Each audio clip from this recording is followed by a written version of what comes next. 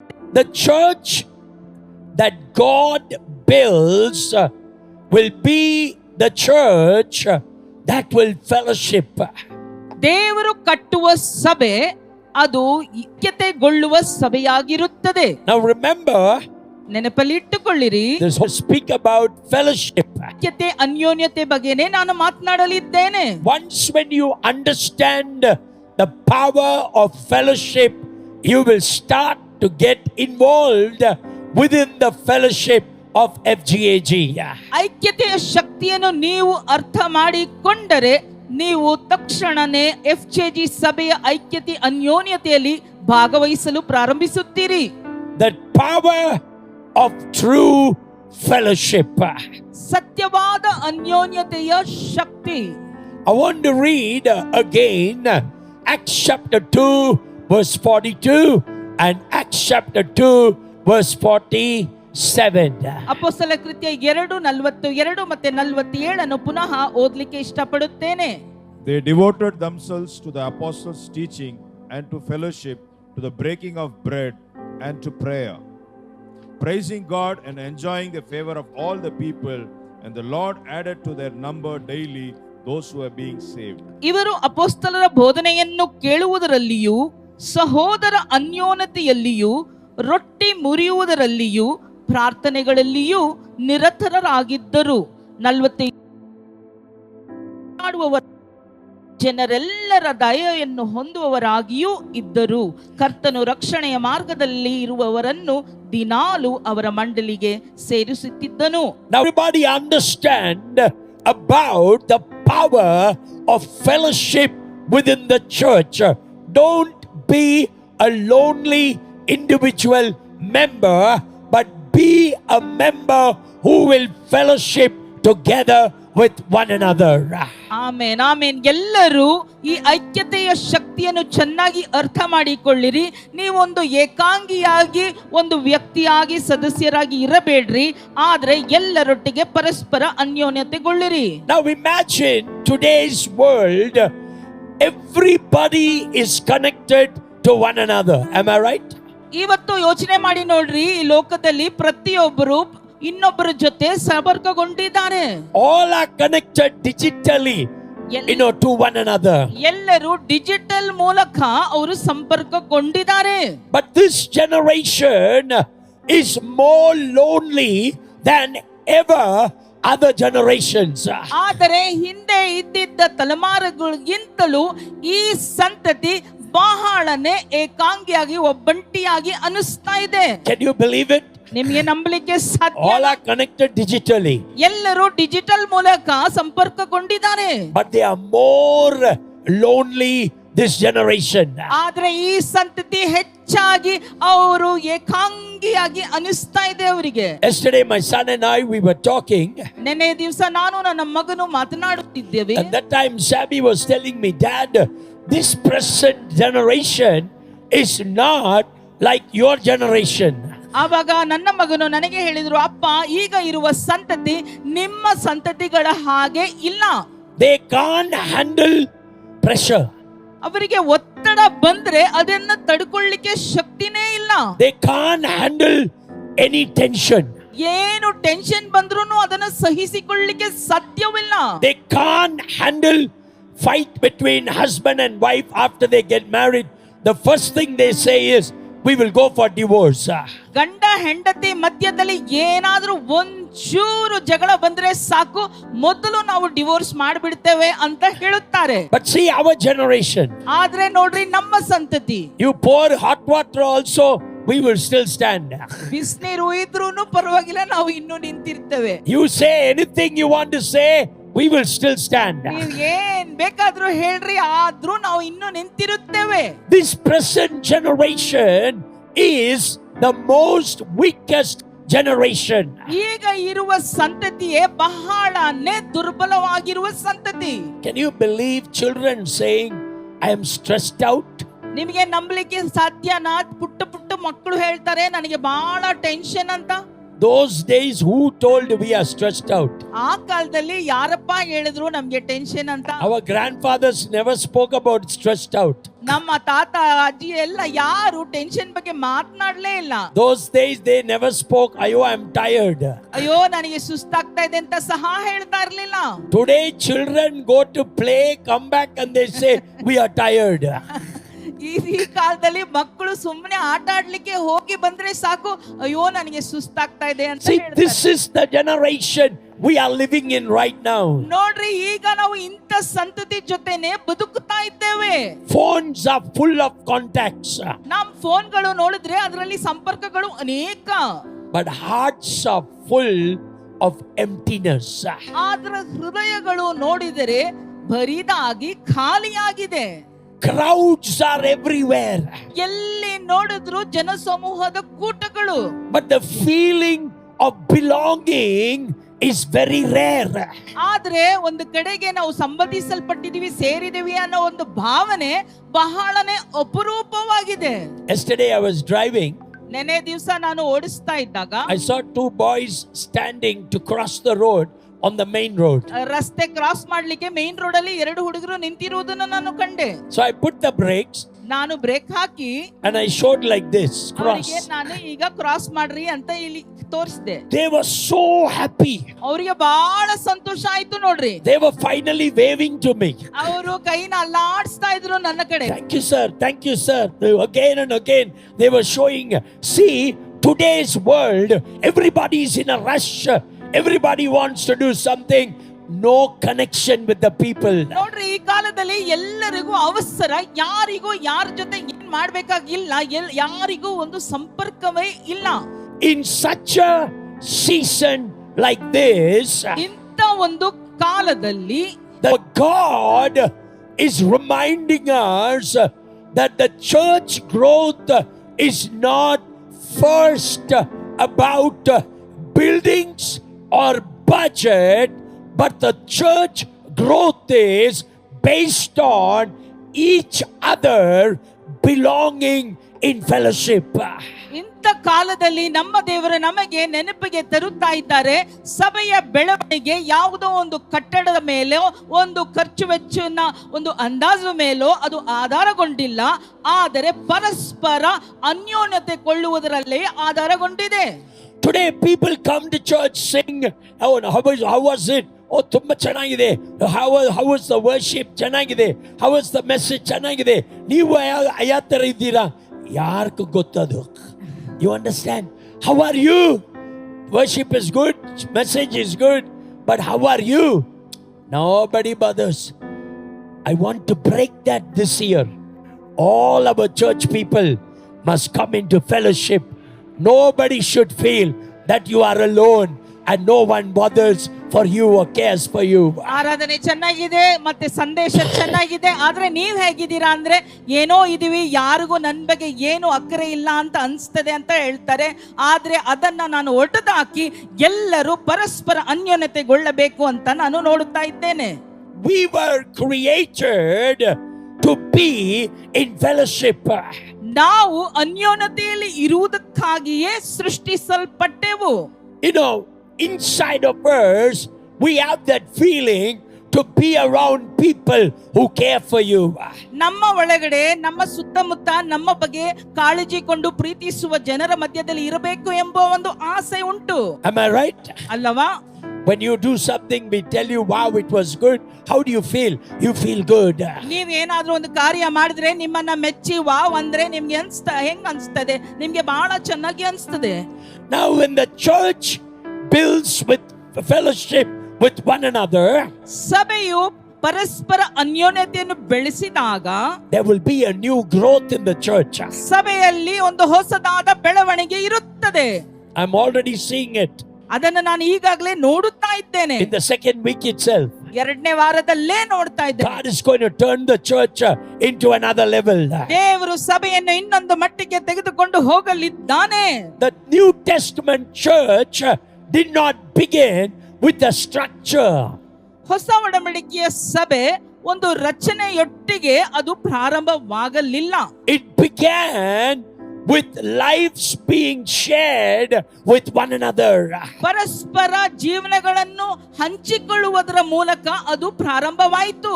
Before there were programs in the New Testament church, there was prayer in the New Testament church. ಹೊಸ ಒಡಂಬಡಿಕೆ ಸಭೆಯಲ್ಲಿ ಕಾರ್ಯಕ್ರಮ ಇರುವ ಮೊದಲೇ ಪ್ರಾರ್ಥನೆ ಇತ್ತು.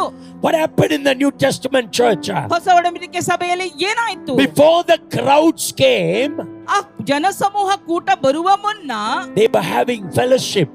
ಅವರು ಐಕ್ಯತೆಗೊಂಡರು. The moment they started the fellowship, ಅವರು ಅನ್ಯೋನ್ಯತೆಯನ್ನು ಶುರು ಮಾಡಿದ ಕೂಡಲೇ the crowd started coming to the church. ಜನಸಮೂಹ ಸಭೆಗೆ ಬರ್ಲಿಕ್ಕೆ ಪ್ರಾರಂಭವಾಯಿತು. Can somebody say an amen? Amen. You know, why do I pray like I pray? ನಾನು ಪ್ರಾರ್ಥಿಸುವ ರೀತಿಯಲ್ಲಿ ಯಾಕೆ ನಾನು ಈ ರೀತಿ ಪ್ರಾರ್ಥಿಸುತ್ತೇನೆ? Because when you pray, God will speak to you. ಯಾಕಂದ್ರೆ ನೀವು ಪ್ರಾರ್ಥನೆ ಮಾಡಿದಾಗ ದೇವರು ನಿಮ್ಮ ಸಂಗಡ ಮಾತನಾಡುತ್ತಾನೆ. That's why I pray a lot. ಅದಕ್ಕೋಸ್ಕರನೇ ನಾನು ಹೆಚ್ಚಾಗಿ ಪ್ರಾರ್ಥನೆ ಮಾಡುತ್ತೇನೆ. Whatever busy schedule, ಎಷ್ಟು ನನಗೆ ಬ್ಯುಸಿ ಆಗಿರ್ಲಿ ಕಾರ್ಯಕ್ರಮಗಳು, I love to pray. ನನಗೆ ಪ್ರಾರ್ಥನೆ ಮಾಡಲು ಬಹಳ ಇಷ್ಟ. Now this week while I was doing this, soup fasting, ಈ ವಾರ ನಾನು ಈ ಸೂಪ್ ಉಪವಾಸ ಮಾಡುತ್ತಿರುವಾಗ God spoke to me. ದೇವರು ನನ್ನ ಸಂಗಡ ಮಾತನಾಡಿದರು. And the Lord said, ಕರ್ತನು ಹೇಳಿದನು, you are planning to bring fellowship within the church. ನೀನು ಸಭೆಯೊಳಗೆ ಅನ್ಯೋನ್ಯತೆಯನ್ನು ತರಲಿಕ್ಕೆ ಯೋಜನೆ ಹಾಕುತ್ತಿದ್ದಿ. I want you to do something. ನೀನು ಒಂದು ಕಾರ್ಯವನ್ನು ಮಾಡಬೇಕು. In 42 zones, 42 ಝೋನ್ಗಳಲ್ಲಿ Sunday evenings, ಭಾನುವಾರ ಸಂಜೆ start 42 services. 42 ಆರಾಧನೆಗಳನ್ನು ಶುರು ಮಾಡಿಕೋ. Now what is going to happen? ಈಗ ಏನು ಆಗುತ್ತದೆ? Every zone is going to have a service on a Sunday evening. ಪ್ರತಿಯೊಂದು ಝೋನ್ಗಳಲ್ಲಿ ಭಾನುವಾರ ಸಂಜೆ ಒಂದು ಅವರಿಗೆ ಆರಾಧನೆ ಇರುತ್ತದೆ. You may have a Sunday school. ನಿಮಗೆ ಒಂದು ಸಂಡೇ ಸ್ಕೂಲ್ ಇಟ್ಕೋಬಹುದು. You may get a PG with 10 children and you may have a service there. ಅಲ್ಲದೆ ಹೋದ್ರೆ ಪಿಜಿ ನಲ್ಲಿ 10 ಮಕ್ಕಳು ಇರಬಹುದು, ಅವರಿಗೆ ಒಂದು ಆರಾಧನೆ ಮಾಡಬಹುದು. Now imagine ಯೋಚನೆ ಮಾಡಿ ನೋಡ್ರಿ, 42 services on Sunday evenings. ಭಾನುವಾರ ಸಂಜೆಯಲ್ಲಿ 42 ಆರಾಧನೆಗಳು. Can I do it individually? ನಾನು ಒಬ್ಬನೇ ಮನುಷ್ಯ ಮಾಡ್ಲಿಕ್ಕೆ ಸಾಧ್ಯನಾ? See the power of fellowship. ನೋಡ್ರಿ ಐಕ್ಯತೆಯ ಶಕ್ತಿ ಹೇಗಿದೆ ಅಂತ. Everybody understands ಎಲ್ಲರಿಗೂ the ಅರ್ಥವಾಯ್ತಾ? power of fellowship. ಐಕ್ಯತೆಯ Shakti. Now what is going to happen? ಈಗ ಏನಾಗುತ್ತದೆ? FGAG FGAG Sunday evenings ಭಾನುವಾರ ಸಂಜೆ will have 42 services in 42 locations from this Sunday. ಈ ಭಾನುವಾರದಿಂದ FGAG ಸಭೆಯಲ್ಲಿ 42 ಸ್ಥಳಗಳಲ್ಲಿ 42 ಆರಾಧನೆಗಳು ಇರುತ್ತದೆ. Now can you do it alone? ನೀವು ಇದನ್ನ ಒಬ್ಬಂಟಿಯಾಗಿ ಮಾಡ್ಲಿಕ್ಕೆ ಸಾಧ್ಯನಾ? Impossible. ಅದು ಅಸಾಧ್ಯ. Sunday mornings ಭಾನುವಾರ ಬೆಳಿಗ್ಗೆ from Indranagar, Kannuru, Prayer Center, satellite churches with Sunday school, we have 20 services. ನೋಡ್ರಿ, ಇಂದ್ರಾನಗರ್, ಕಣ್ಣೂರು, ಸ್ಯಾಟಲೈಟ್ ಸಭೆಗಳು, ಪ್ರೇಯರ್ ಸೆಂಟರ್ ಮತ್ತೆ ಸಂಡೇ ಸ್ಕೂಲ್ ಎಲ್ಲ ಸೇರಿಸಿ 20 ಆರಾಧನೆಗಳು ಉಂಟು. 20 services. 20 ಆರಾಧನೆಗಳು ಉಂಟು. Now with this 42, ಈಗ ಈ 42, now how many services we will have on Sunday? ಈಗ ಭಾನುವಾರದಲ್ಲಿ ಎಷ್ಟಿರುತ್ತದೆ? 62 services. 62 ಆರಾಧನೆಗಳು. Now imagine, ಯೋಚನೆ ಮಾಡಿ how ನೋಡಿ, are we going to reach the people? ಹೇಗೆ ನಾವು ಜನರನ್ನು ಮುಟ್ಟಲಿಕ್ಕೆ ಸಾಧ್ಯ? Through fellowship. ಐಕ್ಯತೆಯ ಮೂಲಕ. When all of us start getting involved, ನಾವೆಲ್ಲರೂ ಭಾಗವಹಿಸಲು ಪ್ರಾರಂಭಿಸಿದಾಗ in every 42 place, even 2 people receive Jesus Christ. Every Sunday, 84 people will receive Jesus as their Savior and as their Master.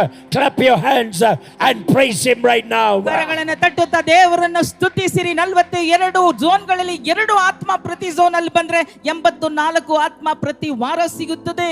When you study Acts chapter 2, ಅಪೊಸ್ತಲ ಕೃತ್ಯ 2ನೇ ಅಧ್ಯಾಯವನ್ನು ನೀವು ಅಧ್ಯಯನ ಮಾಡುವಾಗ Acts chapter 2 does not describe a perfect church. ಅಪೊಸ್ತಲ ಕೃತ್ಯ 2ನೇ ಅಧ್ಯಾಯ ಒಂದು ಸಂಪೂರ್ಣವಾದ ಸಭೆಯನ್ನು ವಿವರಿಸುವುದಿಲ್ಲ. But Acts chapter 2 describes to us about a connected church. ಆದರೆ ಒಂದು ಸಂಪರ್ಕಿಸಲ್ಪಟ್ಟಿರುವ ಸಭೆಯ ಬಗ್ಗೆ ಅಪೊಸ್ತಲ ಕೃತ್ಯ 2ನೇ ಅಧ್ಯಾಯದಲ್ಲಿ ವಿವರಿಸಲ್ಪಟ್ಟಿದೆ. They were not happy with the baptism. ಅವರ ದೀಕ್ಷಾಸ್ನಾನದ ಬಗ್ಗೆ ಅವರು ಸಂತೋಷ ಪಡಲಿಲ್ಲ. They were not happy with people just being saved. ಜನರು ಸುಮ್ಮನೆ ರಕ್ಷಣೆ ಒಳಗೆ ಬರುವುದರಿಂದ ಅವರು ಸಂತೋಷ ಪಡಲಿಲ್ಲ. But they were happy when people were joined together and they were connected within the fellowship. ಆದ್ರೆ ಜನರು ಪರಸ್ಪರ ಅನ್ಯೋನ್ಯತೆಗೊಂಡು ಸಂಪರ್ಕ ಇಟ್ಟುಕೊಂಡಿದ್ದಾಗ ಅವರು ಅದರ ಬಗ್ಗೆ ಸಂತೋಷ ಪಟ್ಟರು. They were not happy with people just coming to church. ಸಭೆಗೆ ಸುಮ್ಮನೆ ಜನ ಬರುವುದರ ಬಗ್ಗೆ ಅವರು ಸಂತೋಷ ಪಡಲಿಲ್ಲ. But they were happy when the people started to belong to the church. ಆದರೆ ಜನರು ಸಭೆಗೆ ನಾವು ಸೇರಿದ್ದೇವೆ, ಸಂಬಂಧಿಸಲ್ಪಟ್ಟಿದ್ದೇವೆ ಅಂತ ಅನ್ಸ್ದಾಗ ಇವರಿಗೆ ಸಂತೋಷವಾಯಿತು. Not just hearing the word, ಸುಮ್ಮನೆ ವಾಕ್ಯವನ್ನು ಕೇಳುವುದಲ್ಲ, but doing it together. ಅದನ್ನ ಒಟ್ಟಿಗೆ ಸೇರಿ ಮಾಡುವುದು. Now I ask you a question. ನಾನು ನಿಮ್ಮ ಬಳಿಕ ಒಂದು ಪ್ರಶ್ನೆಯನ್ನು ಕೇಳುತ್ತೇನೆ. Last month, ಹೋದ ತಿಂಗಳು 1st of December, ಡಿಸೆಂಬರ್ 1ನೇ ತಾರೀಕು 465 people took baptism. 465 ಜನರು ದೀಕ್ಷಾ ಸ್ನಾನ ತೆಗೆದುಕೊಂಡರು. Where are they? ಎಲ್ಲಿ ಅವರು? You see the difference? ನಿಮಗೆ ವ್ಯತ್ಯಾಸ ಗೊತ್ತಾಗುತ್ತದ? Where are they? ಎಲ್ಲಿ ಅವರು? See, early church was not happy with baptism numbers. ನೋಡ್ರಿ, ಆದಿ ಸಭೆಯು ಈ ದೀಕ್ಷಾಸ್ಥಾನ ಸಂಖ್ಯೆಗಳ ಜೊತೆ ಅವರು ಸಂತೋಷ ಪಡಲಿಲ್ಲ. Oh, my zone I had 30. Oh, my zone I had 100. No, they were not happy. They were only happy when the baptized members were connected to the church and they started to grow in God. ಓ, ನನ್ನ ಝೋನಲ್ಲಿ 30, ನನ್ನ ಝೋನಲ್ಲಿ 100 ಅಂತ ಹೇಳಿ ಸಂತೋಷ ಪಡಲಿಲ್ಲ. ಆದ್ರೆ ಅವರು ದೀಕ್ಷಾಸ್ಥಾನ ಹೊಂದಿರುವ ಜನರು ಆ ಸಭೆಗೆ ಸಂಬಂಧಿಸಲ್ಪಟ್ಟಿದ್ದಾಗಲೇ ಅವರು ಸಂತೋಷ ಪಟ್ಟರು. So what is the key question today for the church as believers? ಅಂದ್ರೆ ವಿಶ್ವಾಸಿಗಳಾಗಿರುವ ನಮಗೆ ಸಭೆಯಾಗಿ ಏನು ಪ್ರಶ್ನೆ? ಮೂಲ ಪ್ರಶ್ನೆ. The question is not how big FGAG can grow. FGAG ಸಭೆ ಎಷ್ಟು ದೊಡ್ಡದಾಗಿ ಬೆಳೆಯಬಹುದು ಎಂಬುದಲ್ಲ ಪ್ರಶ್ನೆ, but how deeply the church can fellowship. ಎಷ್ಟು ಆಳವಾಗಿ ಸಭೆ ಪರಸ್ಪರ ಅನ್ಯೋನ್ಯತೆಗೊಳ್ಳಬಹುದು, ಅದರ ಮೇಲೆ ನಮಗೆ ಮೂಲದ ಕಾರ್ಯ. Listen to me, everybody. ಎಲ್ಲರೂ ಗಮನವಿಟ್ಟು If ಕೇಳಿಸಿಕೊಳ್ಳಿ. all of you start to get involved in the fellowship, ಎಲ್ಲರೂ ಈ ಐಕ್ಯತೆಯಲ್ಲಿ ಭಾಗವಹಿಸಲು ಪ್ರಾರಂಭಿಸುವುದಾದರೆ, for an example, ಉದಾಹರಣೆಗೆ Muniraj, ಮುನಿರಾಜ್ ಅವರು, today you had to do this, announcements, everything. ಇವತ್ತು ನೀವು ಈ ಪ್ರಕಟಣೆಯೆಲ್ಲ ಮಾಡಬೇಕಾಗಿತ್ತು. How did you feel from the time you were informed? ನಿಮಗೆ ಹೇಳಿದ ಮೇಲೆ ನಿಮಗೆ ಹೆಂಗೆ ಅನ್ಸಿತ್ತು? He was blessed. ಅವರು ಆಶೀರ್ವದಿಸಲ್ಪಟ್ಟರು. I'm sure in the night he wouldn't have slept.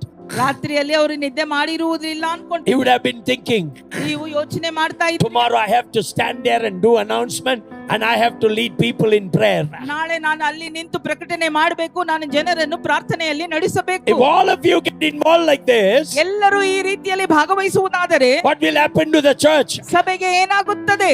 Congress Center will double for the glory of God. Prayer centre ದೇವರ ಮಹಿಮೆ ಪ್ರಭಾವಕ್ಕಾಗಿ 2ರಷ್ಟು ಬೆಳೆಯುತ್ತದೆ.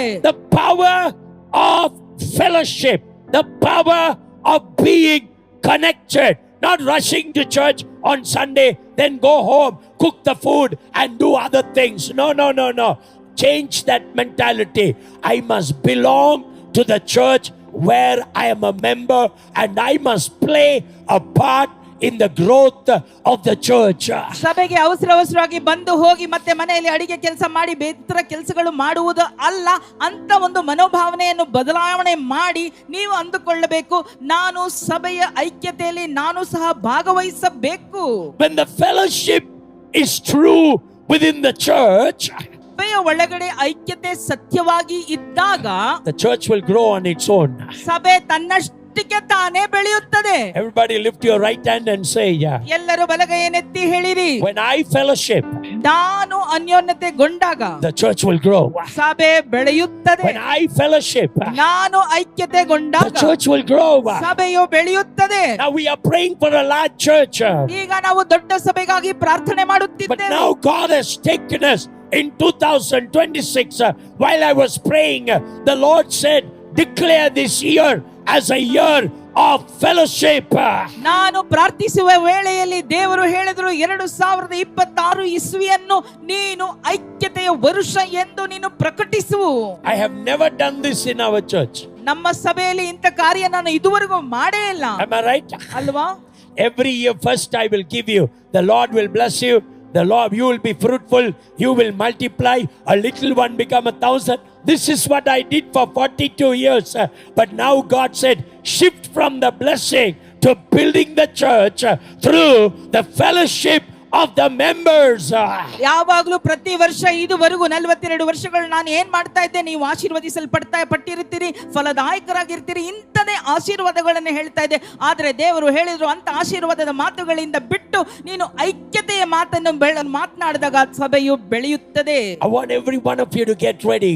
ಎಲ್ಲರೂ ಸಿದ್ಧ ಆಗಬೇಕು ಅಂತ ನಾನು ಬಯಸುತ್ತೇನೆ. Nobody in FGAG should say, FJG ಸಭೆಯಲ್ಲಿ ಒಬ್ಬರು ಸಹ ಹೇಳಬಾರದು, I am coming to church for so many days but I have not met anybody. ನಾನು FJG ಸಭೆಗೆ ಎಷ್ಟು ದಿವಸದಿಂದ ಬರ್ತಾ ಇದ್ದೀನಿ, ಆದ್ರೆ ನಾನು ಯಾರನ್ನು ಸಹ ಸಂಧಿಸಲಿಲ್ಲ. Anybody like that? ಯಾರಾದ್ರೂ ಆ ರೀತಿ ಇದ್ದೀರಾ? If you are here, we want to help you. ಒಂದು ವೇಳೆ ನೀವು ಆ ರೀತಿ ಇದ್ರೆ ನಾವು ನಿಮಗೆ ಸಹಾಯ ಮಾಡಲು ಇಷ್ಟಪಡುತ್ತೇವೆ.